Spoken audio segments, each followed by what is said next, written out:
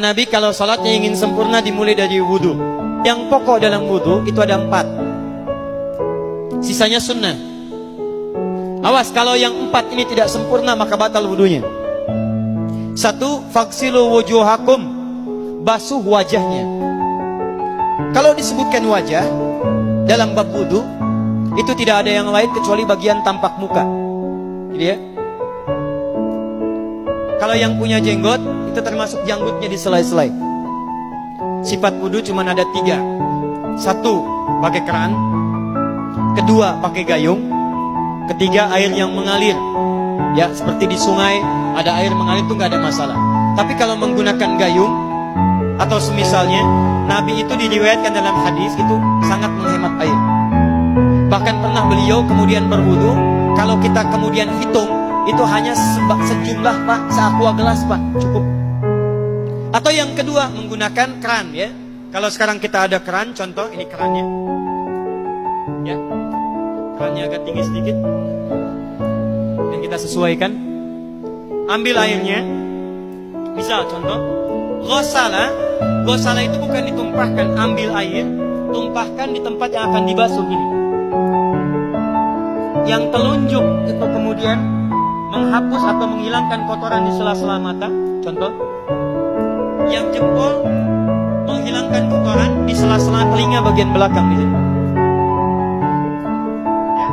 Kalau misalnya saya mulai ambil airnya, kemudian saya tumpahkan di sini. Yang telunjuk membersihkan di jari-jari di sini, di sela-sela mata. Yang jempol kemudian membersihkan di sela-sela di bawah telinga sini. Kemudian di selesai. 1. Tahan sebentar ya, ini praktek dulu sebentar. 2. Wa aidiakum ilal marafiq, ini yang sering keliru. Dan tangan sampai siku. Airnya tumpahkan dari sini ilal marafiq sampai ke siku ke sini. Balikan lagi ke depan. Jadi bukan kerannya dibeginikan, sikunya dibeginikan, takut, bukan. Jadi bukan siku diteruskan ke bawah. Yang tepat itu ambil airnya, kemudian basuh dari sini sampai dengan ke sikunya. Hati-hati, ini ada maknanya. Dan jika benar di hadis Muslim, jika orang wudunya benar seperti ini, maka bersamaan dengan jatuhnya air wudu itu, jatuh pula dosa-dosa dan kotoran yang melekat pada anggota tubuhnya. Tidak cukup dengan amin, nanti kita lihat dulu. Tangan selesai pindah kemana? Bukan ke rambut, tapi kepala. Jadi dalam bab wudu yang diusap bukan rambutnya, kepalanya. Itulah keadilan Allah.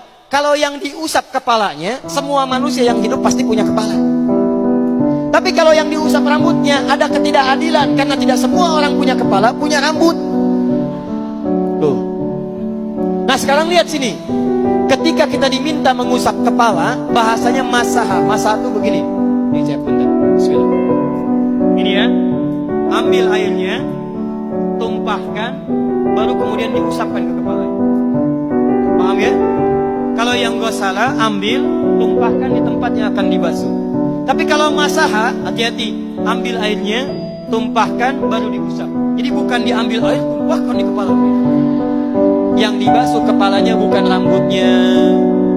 Jadi kalau ada laki-laki sudah dandan, sisiran, rapi, tiba-tiba keran dibuka, yang diusap cuma rambutnya, ulak, itu batal wudunya, tidak sah, harus diulang.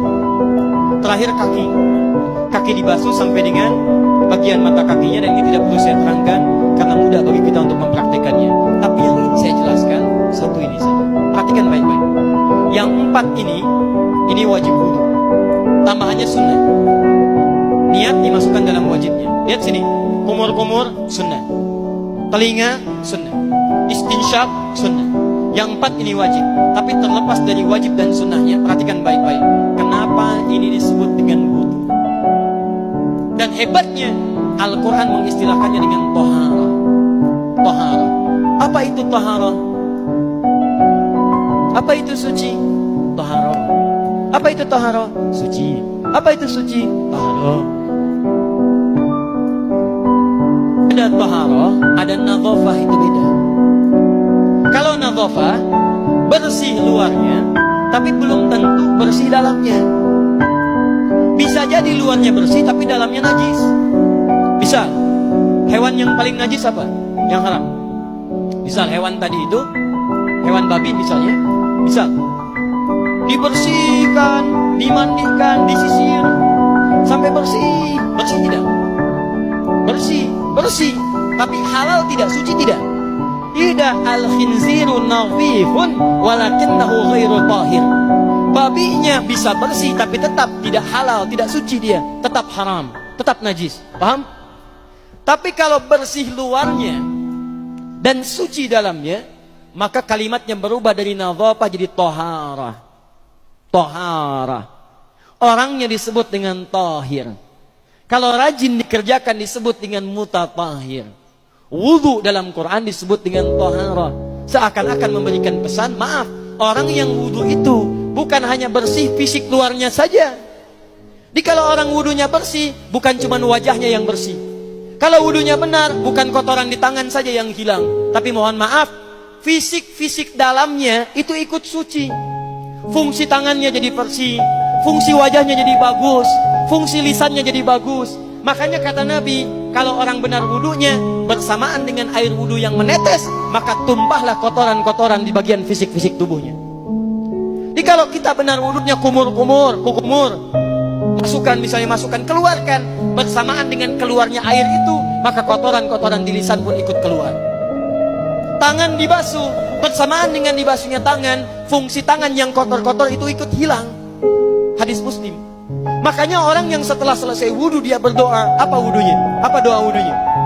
Asyhadu anna ilaha wa asyhadu anna Muhammadan Allahumma minat waj'alni minal, lihat sini, minal mutatahhirin, minat tawabin. Lihat. Bapak ibu kan baru wudu, tapi kenapa doanya selesai tobat? Allahumma ja'alni minat tawabin. Ya Allah, jadikan saya termasuk orang tobat. Kita kan baru wudu, kenapa doanya baru selesai tobat?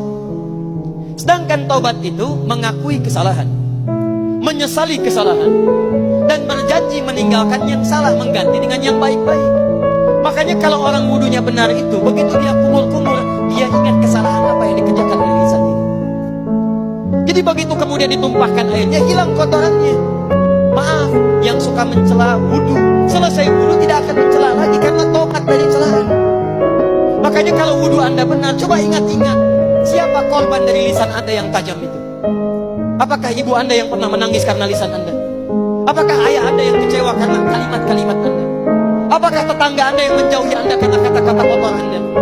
Kalau tiap hari Anda wudu, tapi kemudian lisan Anda masih kotor juga, ada yang salah, Anda cuma menghabiskan air untuk menghilangkan kotoran di lisan. Itu tanda pertama. Tangan basuh. Makanya orang yang wudunya benar, tangannya tidak akan berbuat yang kotor lagi sampai ke ujung kakinya. Karena itulah ibadah ini disebut dengan wudu, seakar dengan kata dau.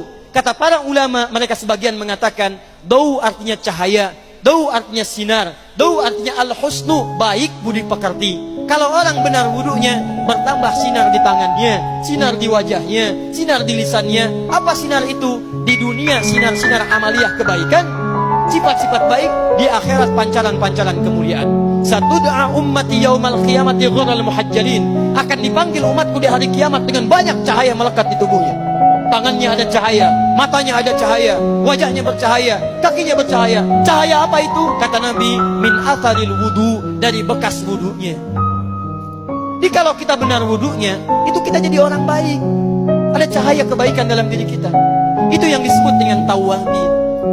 Makanya kalau bapak ibu tiap hari wudu, Allahumma ja'alni minat tawabin, tapi mulut tidak tobat, tangan tidak tobat, kaki tidak tobat, ada yang salah dengan wudunya. Waj'alni minal mutatahhirin, jadikan saya orang bersih dan suci. Jadi kalau selesai wudu, pakaian bersih, wajah bersih, tangan bersih.